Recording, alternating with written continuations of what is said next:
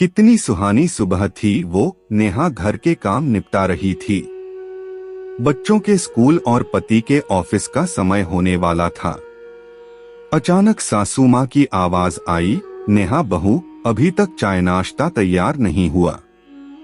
कितनी देर लगती है तुम्हें?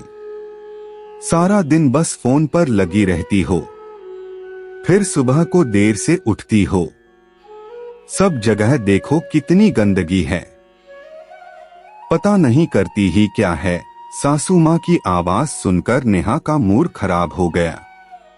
कितना भी कर लो इस घर के लिए, लेकिन कभी तारीफ के दो बोल सुनने को नहीं मिलेंगे।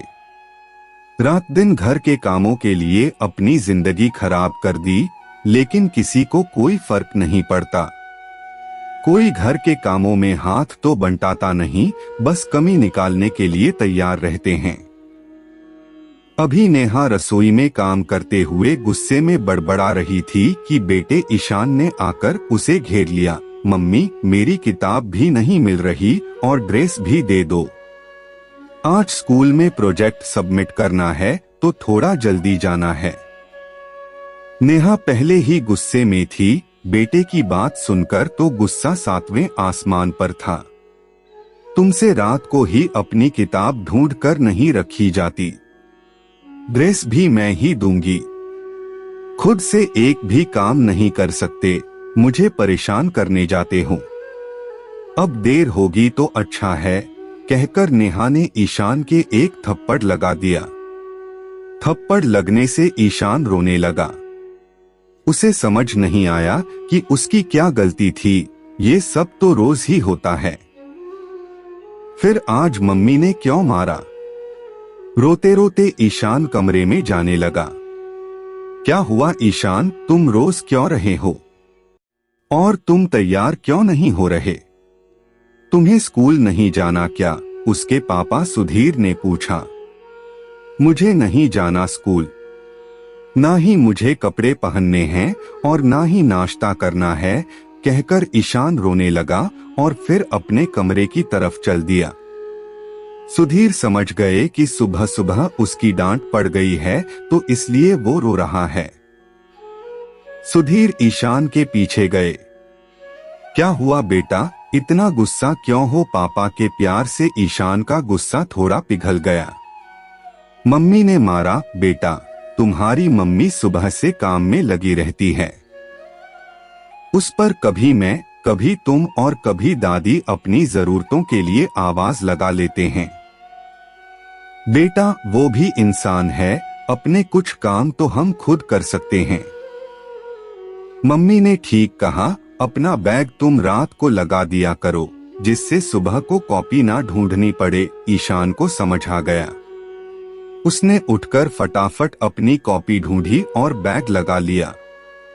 फिर जाकर नेहा से बोला, मम्मी, मेरा बैग लग गया, मैं तैयार होकर आता हूँ, मुझे नाश्ता दे देना, कहकर उसने नेहा के खाल पर एक किस कर दिया। बच्चे के प्यार से नेहा का भी गुस्सा पिघल गया। नाहक ही मैंने बच्चे को मारा। उसने ईशान को प्यार किया और उसके साथ चलकर उसे उसकी ड्रेस दी और उसका प्रोजेक्ट संभाल कर बैग के साथ रख दिया। उधर सुधीर चाय नाश्ता लेकर अपनी माँ के पास गए। माँ, क्यों सुबह सुबह इतना गुस्सा होती हो? बेकार में तुम्हारा पोता भी पिट गया। चलो गर्मागर्म चाय और नाश्ता लो, तुम्हारी बहू ने बनाया है। नाश्ते में मनपसंद आलू की सब्जी और पूरी देखकर मुक्ता जी का चेहरा खिल गया। सोचने लगी, बहू ने इतना सब बनाया है, थोड़ा समय तो लगता है। उन्होंने बेवजह बहू पर इतना गुस्सा किया।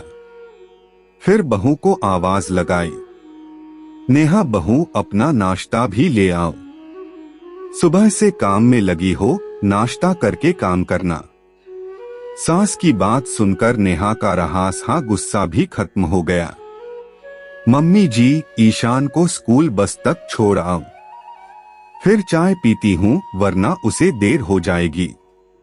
तू नाश्ता कर, अपने पोते को बस तक आज मैं छोड़ आऊंगी। मैंने नाश्ता कर लिया है। तू बैठकर नाश्ता कर। सासू माँ ईशान को लेकर चली गई।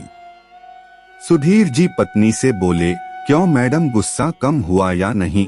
थैंक यू पतिदेव, आप ऐसे ही परेशानी के वक्त मुझे संभाल लेते हो। अगर आज आपने पहल ना की होती तो ईशान का स्कूल छूट जाता। और जो तुमने बेटे को थप्पड़ मारा, उसका क्या? ये तुम्हारे उस गुस्से का ही नतीजा है जो सब कुछ आसानी से सुलझता चला गया। देखो, माँ को भी बुरा लगा कि उनके गुस्से की वजह से उनका पोता पिट गया, इसीलिए तो वो अपने पोते को छोड़ने गई हैं। अब तो पति को नाश्ते अपने इन प्यारे हाथों से खिला दो। अच्छा मम्मी जी बाहर गई हैं तो तुम्हें मस्खरी सूझ रही है। ये सब एक थप्पड़ का कमाल है और मैं क्रेडिट तुम्हें दे रही थी। नेहा हंसी। अब इस कमाल के लिए रोज मेरे बेटे की मत पीट देना।